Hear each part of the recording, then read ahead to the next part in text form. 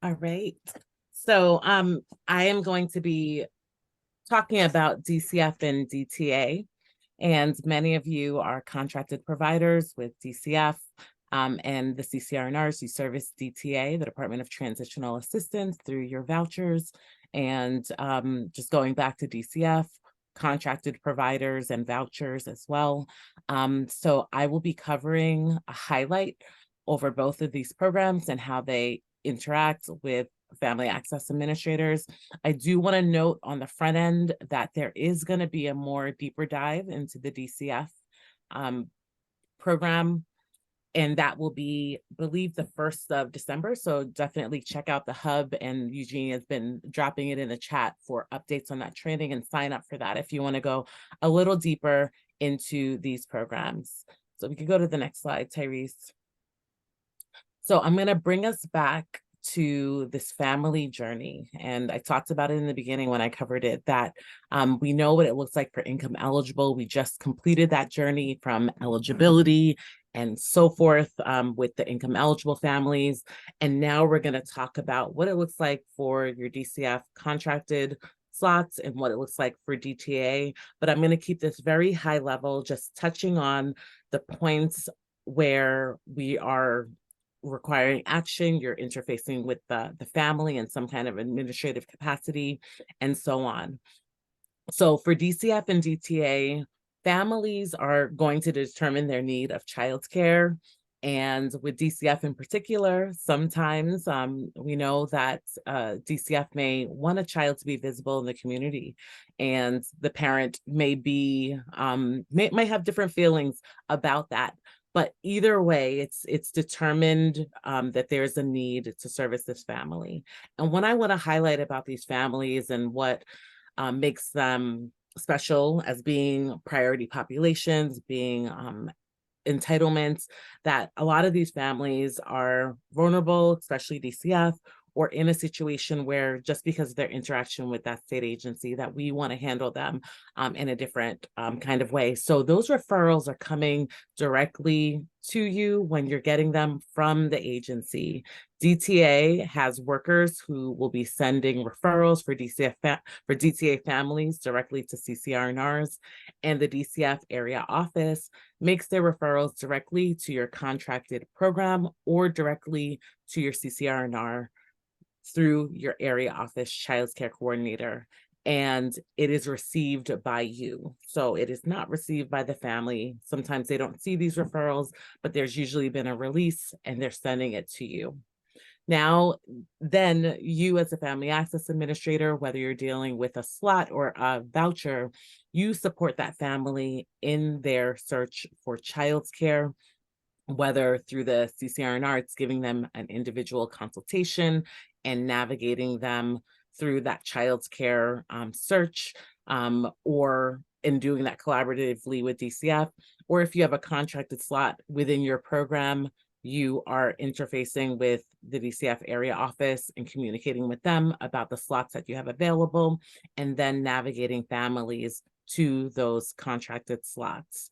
The families then meet with you when it's time to solidify their child's care programs by signing the required documentation. One of the questions that did come up, and we'll dive a little deeper into it, is around children living outside of the state.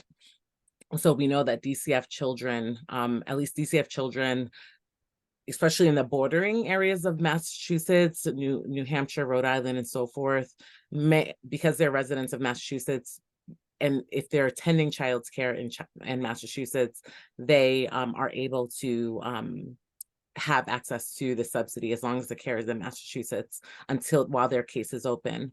So just highlighting that, and also highlighting that sometimes you might get a referral and a social worker is listed on that as well, and they complete this enrollment process with you.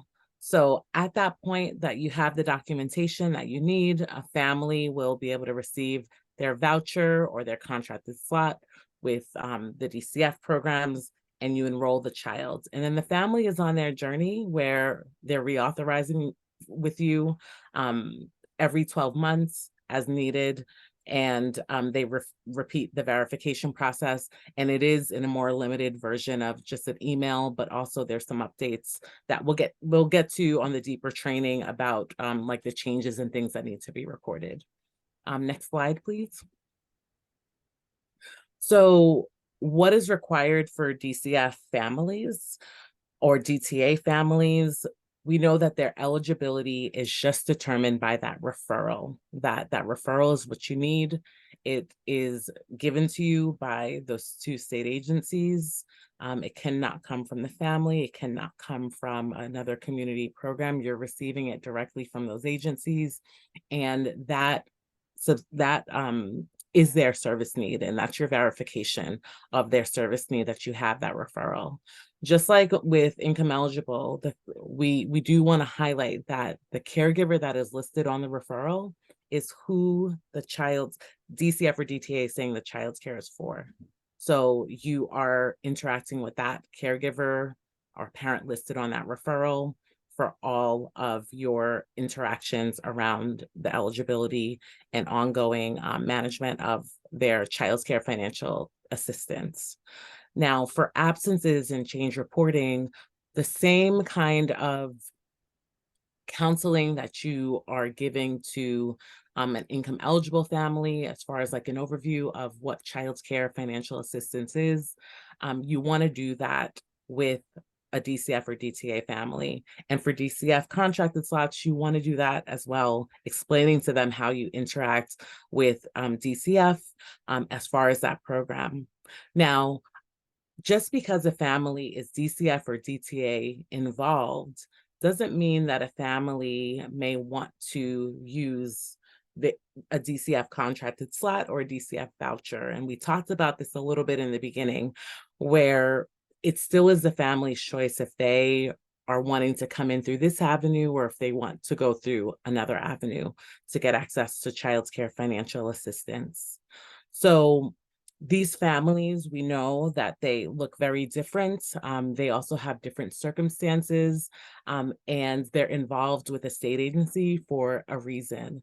So while their cases are open, we want for families to be reauthorized for childcare, and we know that you want the same thing. We want families to be supported, knowing that this program is access to a critical service, early education and care, out of school time programming, and it supports the family as a whole. So DCF, DTA cases, as long as they're open, we want to support them with early education and care. And those referrals will be reauthorized through the departments, those departments through emails to you, letting you know that child's care is going to be continued. So that circle that we have here sort of could keep on going for a couple of years, and that's okay. Now, when the case closes, the new thing that is more newer for DCF is that families are now eligible for 24 months of transitional childcare. And this is really aligning DCF to DTA, where their first 12 months of care, the family is eligible for transitional childcare. There is no parent fee. And then for the second year of transitional, they are assessed a parent fee through income eligible. And thanks for moving on for that. So what does that mean? What does that look like for DCF and DTA families? How might they come to you or present to you when they've had a case that closes? So it's possible that, you know, in the first box, you have somebody who's already receiving child's care financial assistance with you, and their case closes. That child is in child's care through a voucher or a slot, and you'll be able to navigate them through in that way. And that is generally how you'll see it, and sometimes the easier way to do it. Then you might have some families who have not ever received child's care while they were open, and they come back to your agency or your child's care program. And through those initial questions that we're asking, soft eligibility, they tell you that, yes, I've had a DCF or DTA case opened, but they didn't have a subsidy. They didn't have a child's care financial assistance in the system that you could see. They've never received child's care. And then you may have families who they no longer have an open case. They did have childcare at one point, but they sort of closed.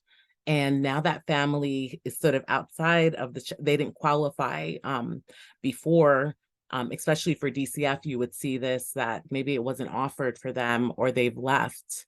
And now they're sort of able to come back in through this 24-month period of transitional childcare after their case has closed.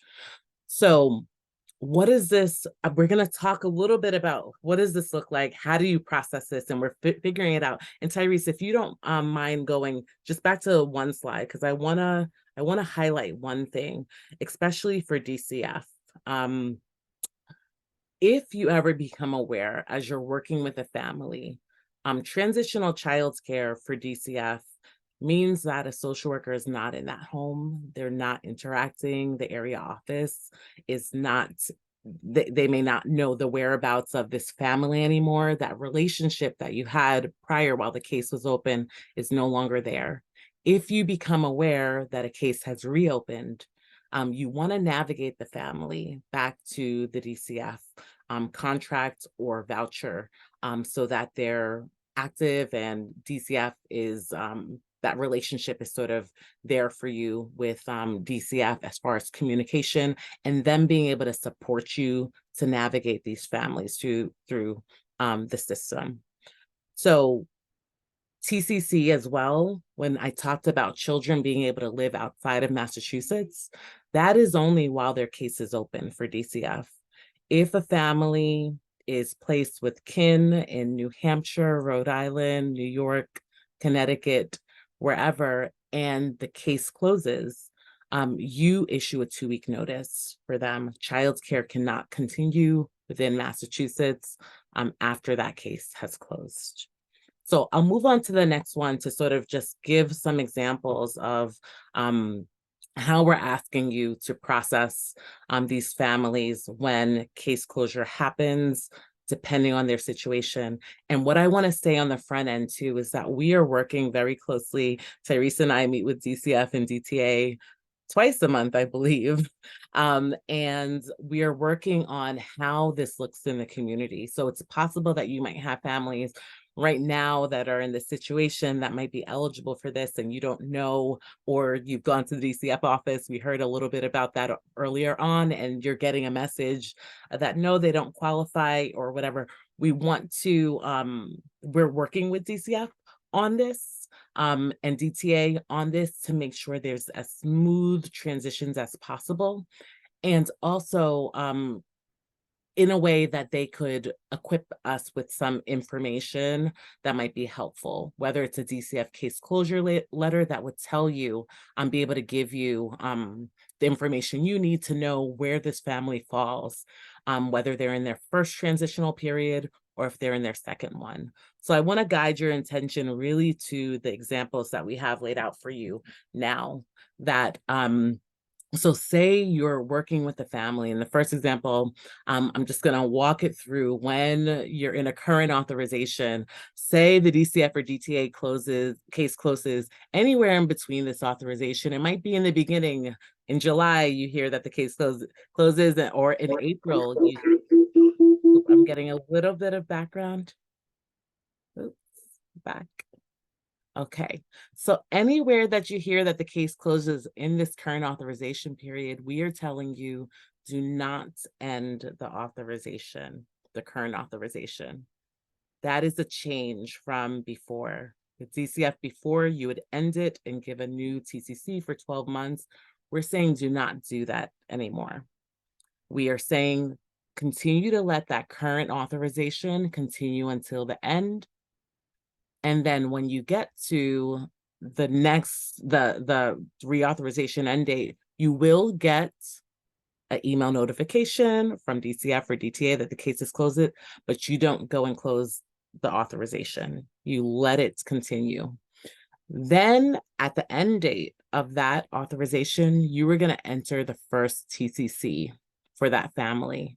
So again, that first TCC period, there is no parent fee. If there's one thing that we could drill in, is no parent fee in that first TCC period.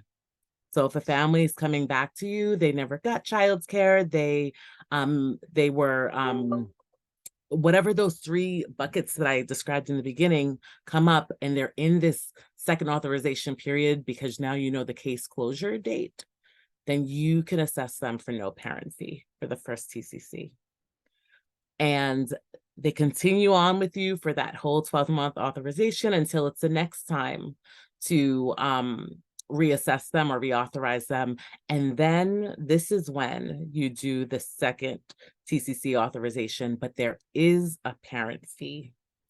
Now, this is new for DCF, and many times DCF would go into income eligible anyway if a family was eligible, but it's under this umbrella of TCC that now they could get that access and that immediate access to this and have that priority status. So this is like the way when it looks like the cleanest, that they had a current authorization, you get them into first TCC, second TCC, and you assess the fee, and the family's on their journey, and then they go to income eligible. Now, there are going to be times when you're working with a DCF family, and when I'm saying the parent fees, they're going to need a service need for that second TCC. So you're treating them as income eligible. All the things that you would do for income eligible, you're doing for them in that second TCC. There are going to be times where you get to you've completed the first TCC period for a family, and they don't meet a service need. That a family is not working or they don't qualify for income eligible, you are going to offer them a provisional for 12 weeks while they're seeking an activity, and you want to do that 12-week provisional. This does not count within this period of transitional towards their transitional amounts. And if the family still needs additional time, you can do a second provisional 12-week for that family, giving them 12 weeks of seeking. And at the end of that, the hope is that they might be eligible for something. And this is where your work with them, supporting them, understanding what their needs are, where they're at, and all those things. The hope is to get them to that second TCC, where you'd be able to give them a full 12 months of the second transitional. So I know there's a lot of questions coming up in the chat. Tyrese, I want to make sure if there's anything you want to accentuate or team that I missed with this to be able to do that before I go to. I just want to, before you start answering questions, because some questions are related to CCFA, there have not been changes made in CCFA yet. Right? So CCFA will be updated to reflect changes. Currently, if you're receiving for our contracted providers for DCF families, as long as they're in that DCF supportive slot, whether it's for TCC or regular DCF, you will continue to receive that add-on rate because that's in the current contract. That may change. That may change when the contract changes, but for now, that add-on will be included, and that would include. It says the contract requires transportation, and that would fall. The transportation requirement will still fall within the current contract, and that's for DCF supportive. For DTA, there was a question around TCC. So there's, depending on how a family comes in for DTA, will depend on the TCC. So for families who have never had access to childcare financial assistance, and their DTA case closes and they come in, DTA will not issue a TCC referral unless that family is working or engaging in an educational training program, right? DTA will still issue a referral. DCF is where you may not receive a referral for TCC. And yes, Eugenia put it in the chat. We are going to have a drop-in session to answer additional questions as well. So now, Bethany, you can go ahead and answer your questions. CCFA changes have not happened for this yet. There will be a separate CCFA training once all changes have been made to CCFA. CC, I'm saying now I can't even say it, to CCFA. So I think I covered for the most everything that I wanted to cover here, because we are keeping this high level and we'll be going deeper into DCF on that next training that we're going to have. But if there are any hands or folks who want to ask, I think there was one, there are two questions I think we need to answer. So I'm going to reiterate, there have not been any changes to CCFA. So for DCF families who are moving into their second transitional period, you will still enter it as the first transit. You'll still enter it the same way you're entering the first TCC. That means for now, they will not have a fee. When CCFA is updated, the second transitional period, that 12 to 24 month period, will require a fee and will require collection of eligibility documentation. So Carmen, your question said, is a DCF child eligible for the second TCC if they do not have residency? No, they will not be. So we are also working with DTA and DCF to ensure that families meet the citizenship requirement. In the beginning, I talked about there is no flexibility. CCDF, right? Federal CCDF rules do not give states flexibility around the immigration status requirement. If what we are currently doing, if we learn that a family we're servicing through DTA or DCF may not have met eligibility rules, we're working on exploring how to handle those families. Currently, we are still funding those families through state dollars. But once a family moves into their second transitional childcare, you're going to have to collect all eligibility documentation. And just in case, Carmen, you were talking about residency in Massachusetts. I'm not sure if that is it residency or are you talking about immigration? I wasn't sure. It could be one. A good catch. If it was that one for residency, they do not, if they're living over the border while their case is open, they're not eligible for transitional childcare. Oh, no, she was saying legal residency. Perfect. Yeah. So what Tyrese said. Yeah. Okay. So I think, Tyrese, we can move on to the next portion then. And if questions haven't been answered, remember about our drop-in sessions, and we can take them there. And also sending specifics. We know that each case is different, especially with DCF. Sometimes there's complexities to it. You could send your questions to the subsidy email. You can send it. Evelyn, I know you're asking this. I think you're asking the same question. How would that first TCC be entered, since it will not allow us to use the DCF option without a referral? Can you just send this in? Because that first TCC, you should have a referral from DCF telling you that the case is closed. Yep. That email from DCF would be the actual referral. So just send that one over to us. It's just that we don't have the numbers that CCFA requires you to enter. An email saying that go straight to TCC, but they've never sent a referral to us before. You don't have the numbers that right now CCFA requires you enter to do for DCF. Yes, it's that they never had childcare before, so they never received a DCF referral, but the family is coming back to the provider now. Yeah, so we can talk about, again, send it to us. The numbers, it's fine. Just send it to us, because technically you can enter 0000. Right? You can enter if it's looking for a number, but just send it, just send it in to us and we'll tell you how to enter it. Right. So for just sort of wrapping up today, I think we talked a lot about how we work with families, how we navigate them to resources. And we wanted to tell you about a few resources that are available for you today.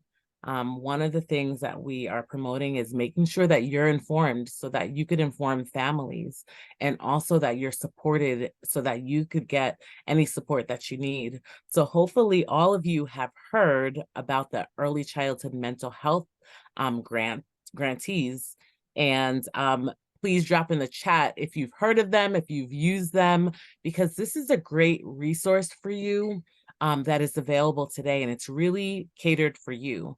These are mental health grantees that come to your programs. And Eugenia, thanks for dropping the link in there to support you around a child's emotional development and their behavioral development as well. So these grantees, you can reach out to them. They're one in each region, and you call them and they come in and support you in your program. If you're struggling with children who might have behaviors in your program, they take a comprehensive look at your program through observations, through conversations, and they train and coach your educators no matter what the setting is. And I see some people with exclamation marks saying, yes, we've used them. Yes, we've used them. So we want you to continue to use them. They just got some additional funding, and we want to make sure that you're using this resource and that you're calling upon them. Especially if you, like, in best practice, we want to see you reach out to them before you are, feeling like you're needing to have a child's end care with you. So reach out to them. There are resources in the community for you. And Tyrese, anything to add on this end for these grantees? No, it looks like there are a couple of questions. Okay. We don't have to have a parent's permission to call them? No. Yeah. Right? So early childhood mental health grantees, they're for the provider, right? They just help support the provider. Yeah. And thanks for letting us know if you're having trouble, reaching out to them. We could definitely communicate that to the folks who oversee those grants here at EZ. Yeah, absolutely. Is this something that has a wait list as other mental health agencies?